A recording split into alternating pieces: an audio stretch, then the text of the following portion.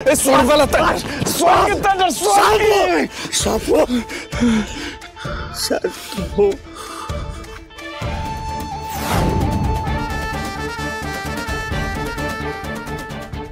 इतके वर्ष मी तुझ्या बरोबर आहे, तेव्हापासून आज तागायत बघत होता. आदल्या रात्री तुला या घराचं स्वप्न पडलं की दुसऱ्या दिवशी तुझा मूड ऑफ असतो. असं नुसतं राग राग करतेस. नाही साहेब, तुला झालेला त्रास नाही सर. काय रे तुझा? हे बघ, माझ्या तेजादाला काय झालं की नाही तर मी आहे आणि तू आहेस. तेजादा, हे समज काय हे समज काय आहे ते मलाच माहित नाहीये. टंड, या घरानं माझं आयुष्य नासवले रे. माझं बालपण, माझी स्वप्न, माझं तरुणपण, माझं जगणं, या घराला मी सोडत नसतोय. आता काय बी झालं तरी सोडत नसतो. शांत हो.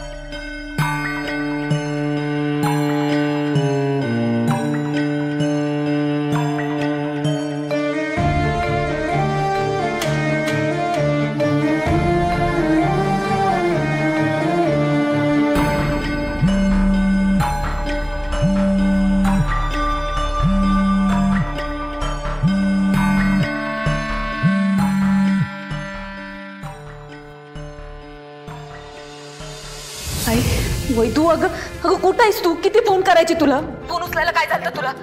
फोन सायलेंट वर होता. कुठं आहेस तू? हा, इथेच आहे. नको काळजी करूस. हे बघ, जिथं कुठं असेल ना तिथनं घरी ये. तू नाही ना आलीस तर मी येईन आता. आई, हे बघ वैदू, हा झालं गेलं, गंगेला मिळालं मन आणि विसरून जा सगळं. अगं अगं तुझ्या पप्पांचं नको एवढं मनावर घेऊ. त्यांच्या रागाला काही डोळं नाही, काही नाही. हा, मनाला येईल तसं वागतात, काही बोलतात. ऐक ना माझं, हा तू घरला ये आधी. हा, मी सांगते ना तुला. घरी येऊ? आई, कुठलं घर? मी जे जोडायचा प्रयत्न करत होते ना ते कधीच जुळणार नाहीये हे कळलंय मला. वैदया, घरी येऊन काय करू? मला तुझ्या प्रेमाबद्दल, तुझ्या काळजीबद्दल काहीच शंका नाही, पण ते घर माझ्यासाठी आणि मी त्याच्यासाठी नेहमीच परखी आहे. वैदी अगं, आई, पप्पांनी त्या घरात माझ्या काही आठवणीच राहू दिल्या नाहीत ना. सतत बाहेर बाहेर नाही यायचंय मला परत. माझ्यासाठी पण नाही. तेवढं ऐक माझं, घरला ये. तुझ्या पाया पडते मी वैदी, घरला ये. आई, पुढच्या 10 मिनिटात जर घरला नाही ना आलीस तर मी तिथं येईन. वाचायला वैदे, तुझ्याला पंडाव घरी आधी. हा बघ, माझी शपथ आहे तुला वैदे, तू तू तू मला बेकारायला लावू नको. आई येते, मी येते. शांत व्हायला थोडासा वेळ दे फक्त, प्लीज. वैदू, वैदू अगं ऐक माझं.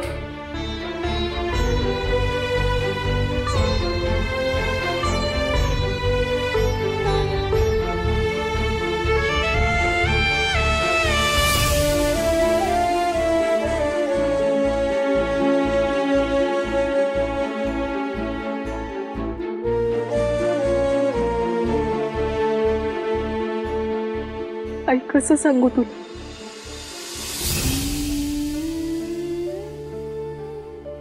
मी इथे लहानपणापासून येते कारण इथे तुझ्याच कुशीत असल्यासारखं वाटतं. शांत.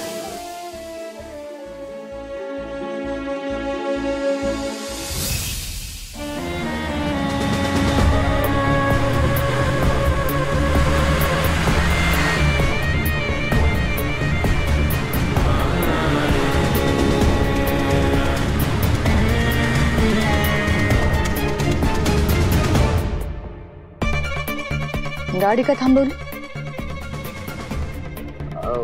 माईसाहेब, ते तुम्ही सांगितलं नाही ना कुठं जायचं नेमकं, म्हणजे डावीकडं जायचं का उजवीकडे?